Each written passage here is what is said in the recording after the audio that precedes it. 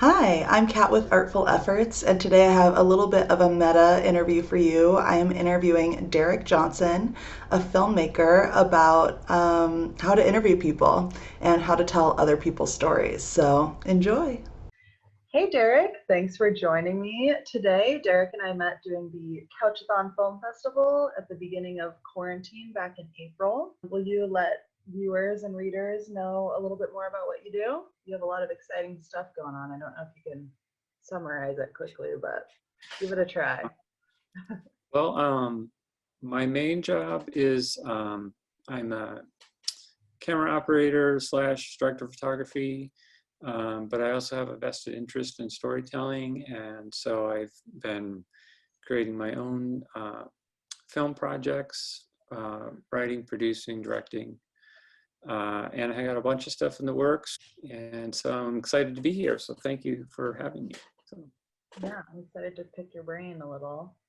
So I know you've been doing film for a while. My first question is just how did you get into documentary filmmaking? Well, I'll tell you, I got in by accident because I'm actually trained as a still photographer. And I've always been really interested in multimedia and technology. And um, 19 years ago, oh my God, 19 years ago in New York, I was working in a studio, freelancing on a bunch of really interesting projects. And we were my job at that for this particular assignment was to use a video camera to capture some like L'Oreal models and turn it into these VR videos. And so what happened was during that job, September 11th, terror attack took place. And so instead of doing that, I ended up shooting 9/11, and from there was born my official film career. And then Wow. over the years, yeah, I mean, what a way to start out, huh? Right. Um, and the work has actually done really well. All the 9/11 work has been published only in feature films and by my intention. And I've received uh, the films that I've been a part of have received 4 different Emmy credits and also a really nice journalism award from Columbia University in New York. Amazing. I had no idea. And That's so cool. yeah, so that's kind of my claim to fame. A lot of people I don't talk about it much because for me, awards are kind of useless. For me, I think you're only as good as your next project. Um, and there's, um, like sometimes when I used to shoot more still photography, people used to ask me what my favorite picture was of my own. And I would always tell them like, well, I actually don't have one because I think if I ever had a still photograph or a film that was my own personal favorite, I would feel like that my journey would be at its end. Like, what would be the point of going beyond something if you made your best work? So, Or you're always comparing your next thing to like, oh, but is it as good as that photo? yeah, I know, right? So, but you already have so much crazy thoughts like that anyhow in your head. Right. So, We don't need more of them. Okay. When you're preparing to tell someone else's story through documentary, where do you start? How do you start prepping for it? I'd assume research, but yeah, I mean, it's not a mystery about that. I would say, actually more than anything, you have to prepare yourself than you have to prepare externally. And when you're working on stories in documentary, um, there's a really important element. And um, having the ability to sit down with someone and look into their heart and in their soul and gain their trust pretty readily. And you have to be in a really good place in your own mind, in your own body, to be able to do that. And so when I'm preparing for a story, a lot of times what I'm really doing is preparing myself more than anything. And then what I do is I'll do a little background research on the subject, and whether it's a person or a story. And then I'll go in with kind of an open mind and, you know, a rough idea. Because I know, like with documentary, it's kind of like you also have to really get to know your story, right? So you have to know it and you have to kind of live it a little bit. So I think the best documentary people, they immerse themselves fully into what they're doing and become it, part of it.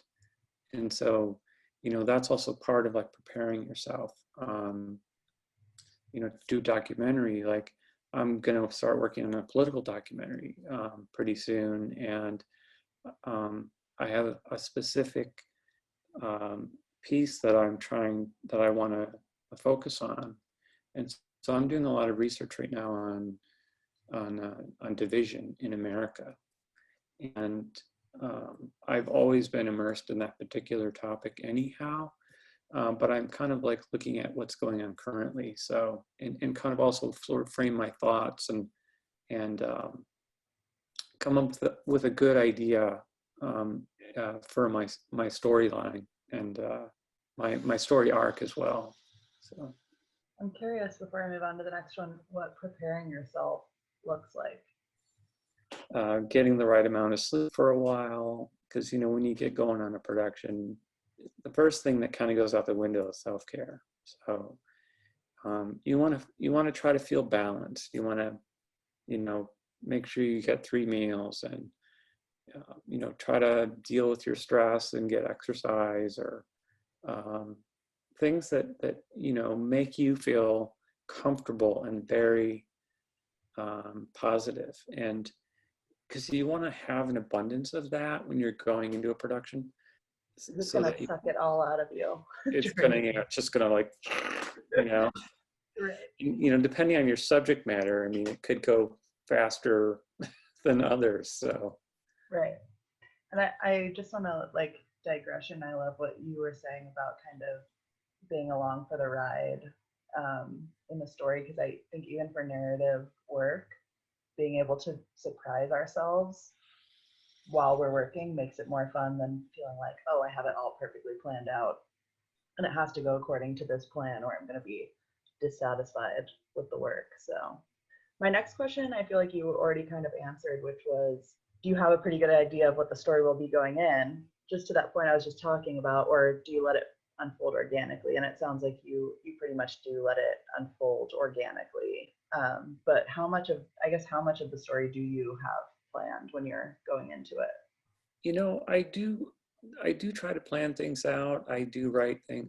I try to write out a summary. I try to plan as much as I can, but you know, every time it's almost kind of like a useless thing. I do that more for my own confidence, because every time I sit down and talk to somebody or do an interview, something different comes out. And you know, I'm looking for the golden nuggets when I'm talking to someone. You know, it's like you're going down this path with them and you can see where they want to take you through their body language, how the answer, they may want to go down deeper. You might hear something that says, oh, well, the way they answered that, I didn't think about that. So let's go deeper into that questioning of that particular topic. And like, I remember a couple weeks back, I did an interview with this really interesting person who's a former doctor scientist who turned into a Buddhist monk, who's like way smarter than me and on just about everything. And but you know, when we sat down and we started the conversation, it's this you know, this whole thing unfolded. I mean, it was like really cool how that works. And I believe that we did do a lot of just talks before to try to get to a few different storylines, it really makes a difference in what you do. And it doesn't matter if you're doing documentary or narrative work or even like a commercial. I mean, I remember there was a woman reading a script on a commercial I worked on earlier in the year. And I was the director of photography for that one. And I was just biting my teeth watching the agency supply to director. And I'm just like, oh my God, this is, it's like, there was so much disconnect between the speaker and the director that I was like, oh God, if I could just step in, this would have been so much smoother. But you just can only do what you can do. So I've been in that frustrating situation too with a director where they keep explaining something the same way and the actor doesn't get it, and you're like, oh my God, come on, bro.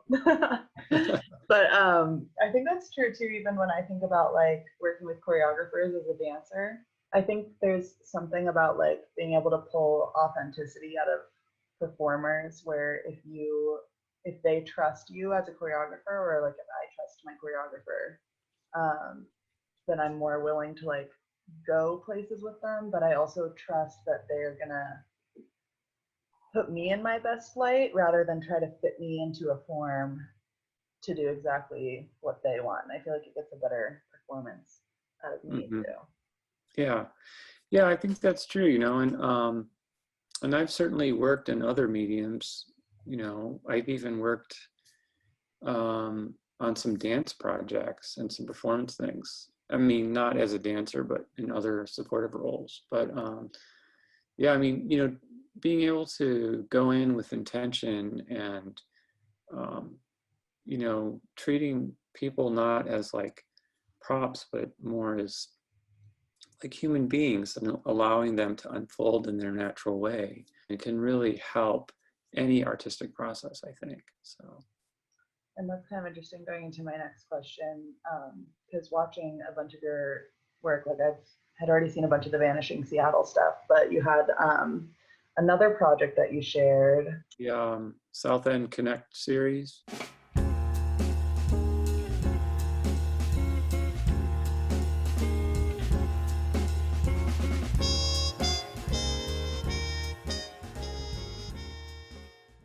That's the one. Yeah. And so I'm curious, like kind of bouncing off what you were just talking about, you want to give people a free range and you want them to follow their own kind of authentic story, but you also get really good answers where it doesn't require the interviewer. Like in this interview, my part of the interview is going to be in the video, right? Like it's going to be having this back and forth. So all of your answers have the context of me asking the question in the audio, in the final deliverable. Right. So how do you kind of like, I guess, guide people to giving the context so that you kind of disappear in the final product while still allowing them to like have that free range? So that I'm guessing you're not necessarily being like, please repeat every question back in your answer, or maybe you are, I don't know. Well, actually, we do that. I mean, that's, and actually, I try and practice that in the beginning of the interview a few times, and then people kind of naturally start to deliver their answers that way. It doesn't feel forced, because you were kind of implying that it can feel forced because we don't naturally talk that way. So. Yeah, I've done corporate videos with like Microsoft and stuff where we're interviewing someone, and I mean, maybe it's just because they're corporate folks too. They're not used to being on camera and talking about themselves, but it can be very like, well, my favorite part about X is, and it becomes very formulaic where it's like every response kind of sounds the same in a way, if that makes sense. Yeah, I know. It's like kind of painful. Yeah. Okay. That's one thing that separates, documentary film versus other things is, you're really trying to get a sense of the person because the story is most likely about that person. So you want it to be as authentic as possible. So, and Right. sometimes, you know, it's also, it might be a retake. So sometimes we stop the camera and we start again from the beginning of that question. And we just say, let's do that one more time.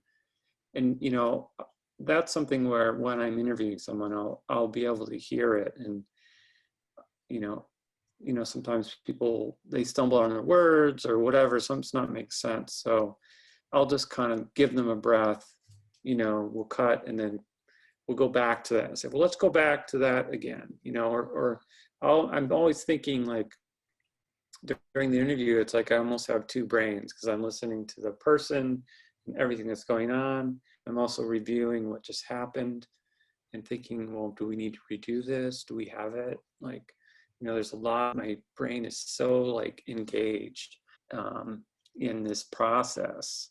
It's actually really challenging and super exhausting. Like when we get done with an interview, I'm just like wiped out. So, but it's a great process and it's such a cool experience when you come away with something really solid. So. I kind of like to, another short digression. I don't know if you've ever been through couples counseling, but I have. And I kind of like it too because it's almost like that say what you just heard practice in couples counseling where it's like, Active listening, yeah. yeah, where it's like the person talks and then the therapist is like, now what did you hear? And then you have to say it back in your own words and then go on. It's kind of like that. Anyways, I just thought that was funny. So this one is really interesting to me. I don't know if you saw that I did that interview with Seth where we were talking about writing people who are not like ourselves. And I think this has a lot of kind of similar ties, this topic, and like telling other people's stories. Um, so I'm curious how you kind of ensure that your own biases don't get in the way of that person's authentic story. If that's a thought at all, maybe, and if it is, how do you navigate it? Well, I'll just tell you this, okay? That's one of my most important pieces that I try to find accuracy on whenever I'm doing documentary storytelling. It's really, really a critical piece. But when I step back and I say, no matter what I do, if I'm directing, the end of the day, it's my story that gets told. It's not their story. Because I'm the one who's directing how their story is going to land. And so I just try to sort of allow that the people to tell their own story, and then and they're aware that my interest is for them to come to their ultimate truths with whatever they're talking about, and I'm very clear about that. And so the best solution is that sometimes we end up, you know, covering a little bit more on a interview and do a broader interview, and then I'll put together what I think is good, and then I'll present that rough cut to the speaker, and I'll say, I want to make sure you're on board. This feels like you. I want to make sure that you like this. You know, I also ask for recommendations from them, you know, before we shoot. So like what types of things are unique to you, to your story, to this particular thing we're doing. Yeah, so, you know, it's really important to me to get that story and as accurately as possible. And so working directly with people in the editing and the different stages, that's mostly how I do it. So I think that's really cool. It goes into my next question really well, but I just want to go back to the like allowing them into the editing process. I think that's really awesome. And it also does tie back into that conversation I had with Seth, where one of the things to do when you're that was a writing, right? Because he's a screenwriter. And he writes a lot of young women, basically, because he's in the horror genre. So that's kind of where the conversation started. yeah. Mm-hmm. one of those things is like have people read it that live that experience and see what they have to say and get their feedback. So you're kind of saying the same thing here. It's like if you want to accurately portray someone, that person or someone who identifies with some of those things that the person identifies with should be able to, you should get feedback from people who relate. So I think that's really awesome. But then also going directly into my next question was like, how do you come up with what visuals are going to help you tell the story in the edit? Because obviously you get the footage before the edit, but you don't necessarily know what sound bites you're going to use in the edit. And then you want to use those visuals to support the edit. So I love how you're saying you talk to the people beforehand. And so that kind of helps you choose what visuals are going to support the story. How else do you come up with kind of the B-roll that you're going to get to support the person's story when you don't know what it's going to be?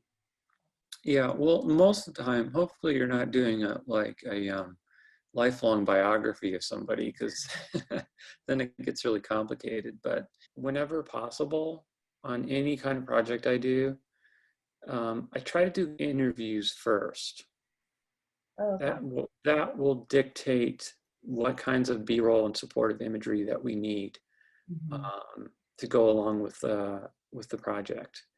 And even if you can go as far as doing a rough cut,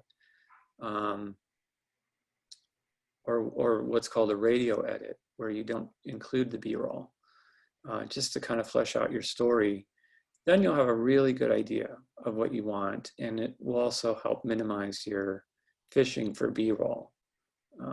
So in a way, the interview kind of works like a script for you. It does. It does actually become an actual written script. Yeah, so like after we do an interview, all of the audio is transcribed, and then that gets printed out, and that's, a paper script. And then from there, I get my highlighter out and I start highlighting things that I want to include. And it sounds like it's usually like a one-to-one.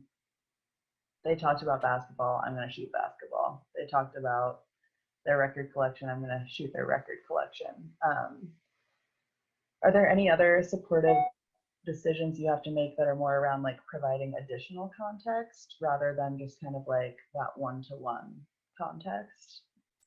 Does that make sense? Like maybe you want to show the environment that this story is existing in too, or I don't know, any other considerations? Yeah, absolutely there is. I mean, in this day and age, actually, documentary film has actually kind of crossed a bridge and has gotten really more advanced with storytelling. They do these sort of like reenactment scenes, Right. that are like little narrative pieces that are embedded to help reinforce the story of the film. Oh, this household is a big true crime fan, so I am very well aware of the narrative side stories. Which I'm actually, one of my projects I'm working on, producing a documentary about a friend of mine who's photographed water environments for like 35 years. And I'm gonna recreate her first experience and discovery of water as a subject matter. And so I'm gonna create a time piece that's exactly that. So I'm kind of excited about putting that together. It could be also like illustrative B-roll that could be, sometimes it's where you need to have like an infographic that is animated. I've done a few of those. Trying to think. Even like this water film we're doing, we're going to be capturing a bunch of pictures of water that's manipulated somehow, because by definition water is not visible because it's clear. So manipulated water is visible though. So we're sourced a 100-gallon fish tank, and we did one test day shoot where we filled it up, and I had the camera like on a rail going across, and the paddle, spraying water and everything. It was actually really turned out really beautiful. So Cool. yeah, so it's the sky's kind of the limit when it comes to supportive imagery to go along with your story. And it sounds like the visuals are providing a lot of the tone too for the story. And I would imagine, like, going back to that bias question, you kind of have to be careful too about the tone that you're setting with the supportive visuals, because maybe with a given soundbite, some supportive visuals could make it seem like this kind of dark thing versus a light thing. Yeah, I mean, the production design is important. How is this image gonna feel standing on its own outside of the project? Right. And thinking about, when you're going to go in and craft those images, those are all things that, when I create a pitch deck for all my projects, and inside of that, I do a mood board. So, the mood board is going to give me the tone, and the feel and the emotion that I'm trying to capture. And it's going to be a really critical piece to going into the B-roll, because that's going to really help illustrate your story. So, horror story question. I'm curious, probably not as much these days. You might not come across this, but have you ever been in a situation where you've got the interview done and you've come to put together the radio edit and realize there's no story here? I did have, that was a problem for me, actually.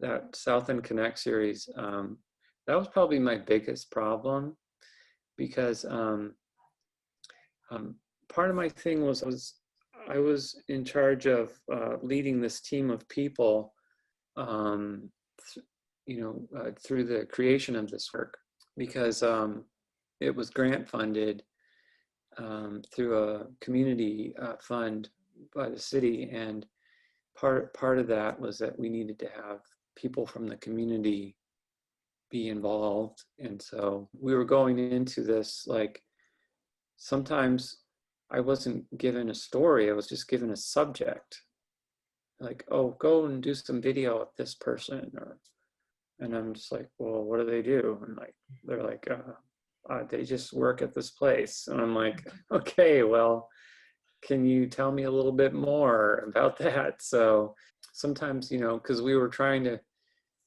land on the specific demographic for the subjects, and so they fit that, but then they didn't have a story at all. So the problem is, okay, and this is also another trick that you can do in editing, is that if you get back and you realize, oh shit, the story is not there, then you have to get really crafty with editing. So this is what we did. You would take the sound bites, however many or few that you could use, and then you would do you'd superimpose text in between the sound bites, and you could put those over some really beautiful B-roll. And then when you piece that together, you can then create a story of like really very limited amount of information. So there are definitely tools and tricks that I have used to conquer that problem, because that's not a good problem to have. No. So, yeah. So we've touched on this throughout a little bit, but how has your experience shooting documentaries affected your narrative work? Or are you going to take any practices? You told me before we started recording that you're going into a feature and you're working on writing it right now. I'm curious if your experience with documentaries is affecting how you are approaching your feature. Well, I'll have to tell you, this is a really interesting thing I discovered. So I've done a few short narrative pieces now, and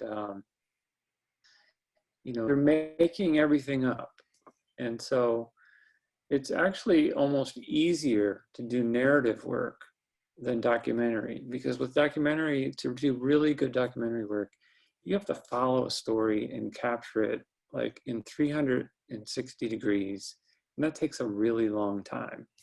We're doing a documentary about this Hardwick's store here, and so we're capturing it over time, these series of events that happen. So the story is actually taking place over time, and then you have to take all this information, which can be a lot. I mean, I have a book of scripts like this from this 30-minute documentary I'm working on. The question I had, this question for myself, was like, how do I make this into a interesting story? So what I do is I turn towards traditional narrative storytelling, the 3-act structure, and I look at that as a framework to help me get started. And I'm thinking about things like conflict and setup and climax, and how these different events over years, in some cases, happen at different times. It's like I'm making up a story from a real life event. And so it's so much more complicated, because you have these things that you're trying to do, like you're about truth. You're trying to make truth out of it. Going into narrative work, the challenges are a little bit different. So I don't have to worry about truth, because I'm making this all up, so it doesn't matter. And one of the inspirations for me in narrative work is actually real life. So something that happens in real life inspires me to create a narrative story, and then I can twist it and turn it however I want. And in fact, one of the challenges with narrative work that screenwriters have is it real? Does it feel real? And so that is a huge challenge. And just as well as I do, there's a lot of things that are made that aren't real. And there are genres that aren't based on reality, but a lot of them are.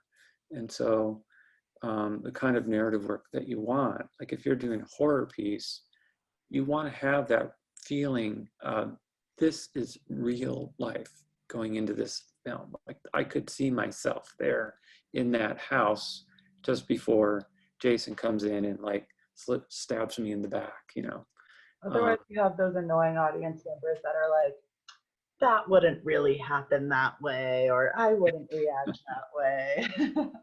I know, right? You're like, come on, it's a movie. Come on. Just suspend the disbelief, please. Yeah. So the real life thing is, it's important. And I feel like it's really gonna float me into narrative.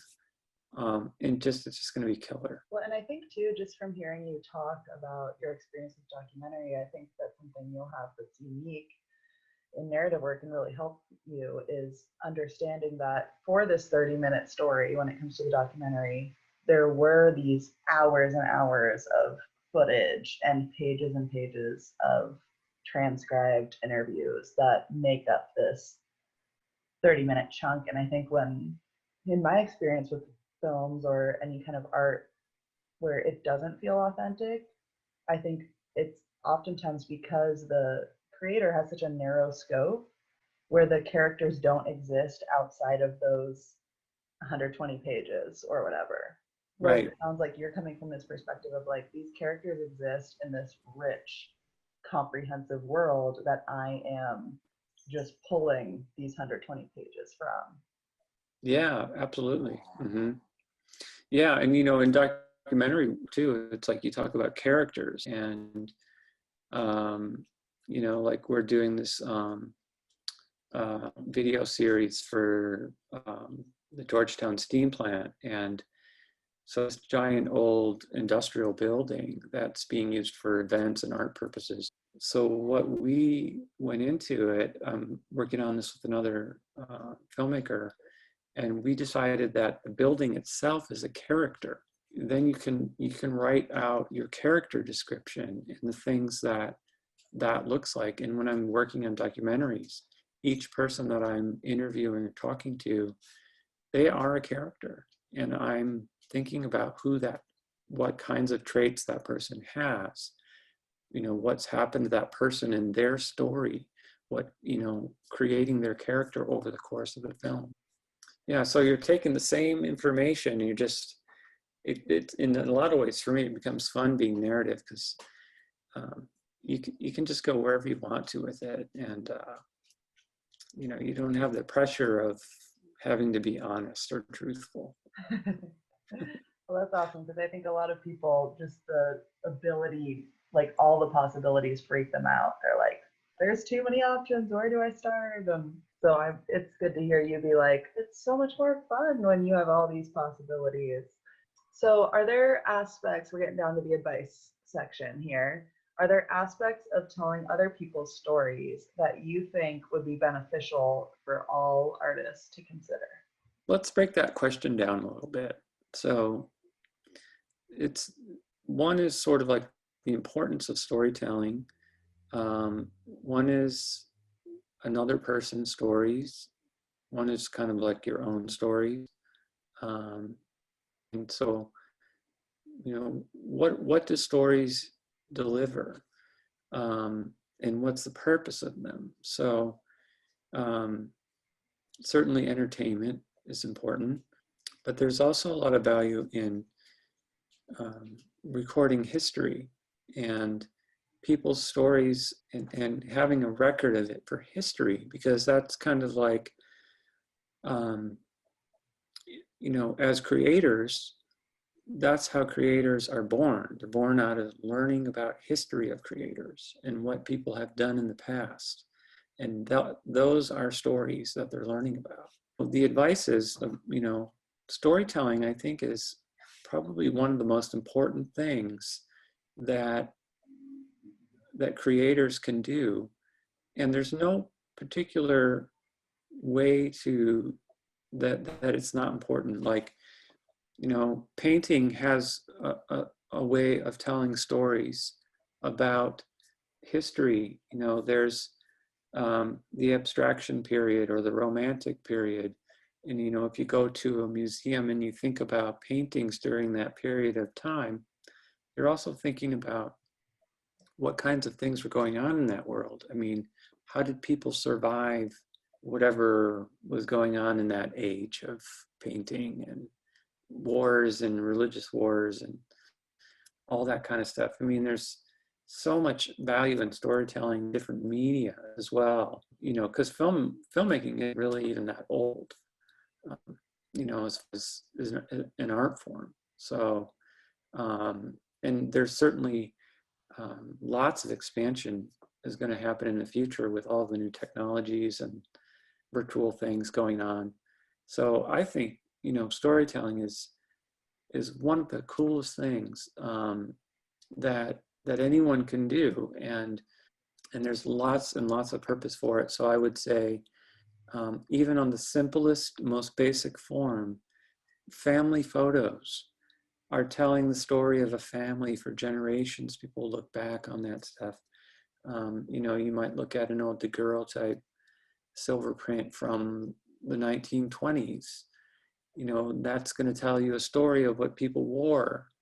At that time, they didn't have flash, so that, an exposure for a still, people had to stand still for 30 minutes. So that's why you think that people always looked really grumpy back then. It's because probably were grumpy because they were have to hold still for so long to get one damn photo taken.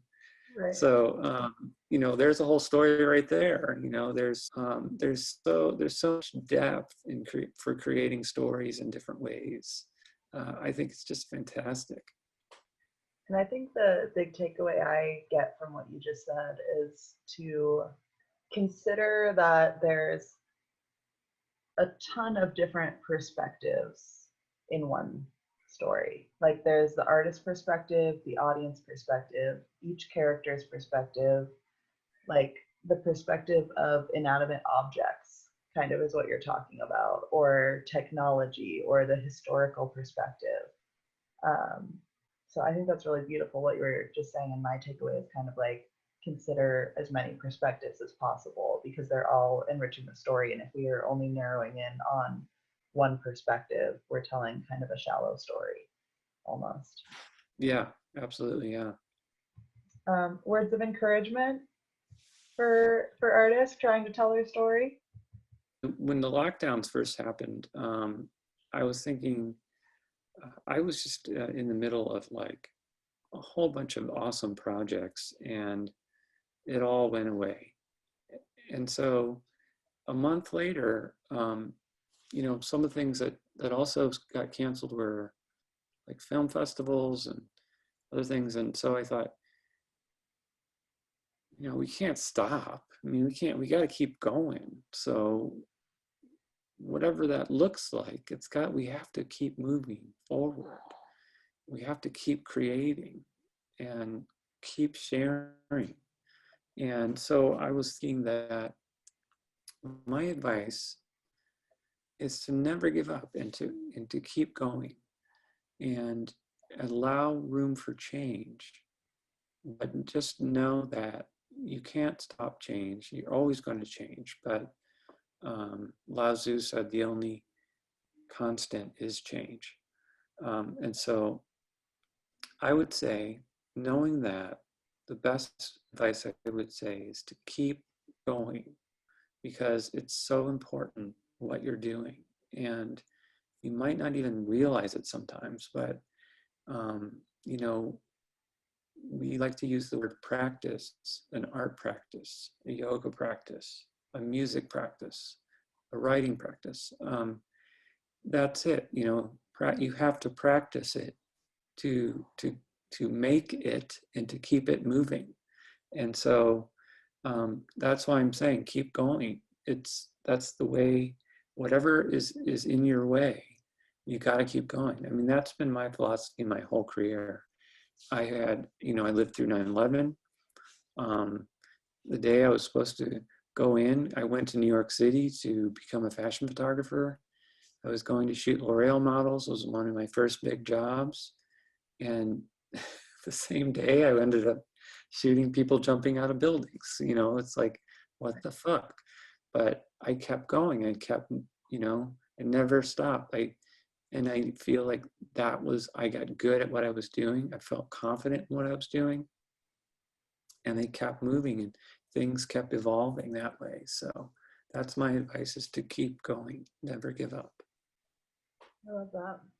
And I've been thinking kind of along those lines, but just to take it to an even further extent with quarantine and doing these virtual shows, they're so silly and just fun, and us trying to be like, let's do something. But in a sense too, I've been thinking in my mind, like, we're at the beginning of a new, like the birth of a new genre of art, probably. Like this is a new era of art where it is going to be virtual, and like I think hybrid virtual and in person is going to stay around even long after the pandemic. So it's kind of like, there's never a name for those eras when the artists are starting in these new things, and often those eras of different genres of art do come from like crises throughout history. Yeah, you have to reinvent. Suggested reading or other artists that we should all check out? Actually, one of the most painful things I ever read in storytelling was this book called The Peregrine. And I can't remember who the author is, but it's The Peregrine? The Peregrine, like a peregrine falcon. Actually, it was recommended by Werner Herzog, who's one of my mentors. And so I read this book, and it's actually kind of amazing. Like, basically, it's this guy who he wanted to he just wanted to observe these peregrine falcons in this field. And every time he would go out of the house and go to watch them, and I think the story takes place over, I think, one season. But it's just, the writing is just absolutely beautiful. And it's like every sentence, you just want to read a sentence and just savor it for like a month. And then my last question, you gave me a bunch of links, so I'll share them, but what's the best way to follow you? What's the next thing we should keep an eye out for that you have coming up? The easiest way is just to follow me on Facebook, or Instagram or Twitter. The Kai Films handle, is that the best one?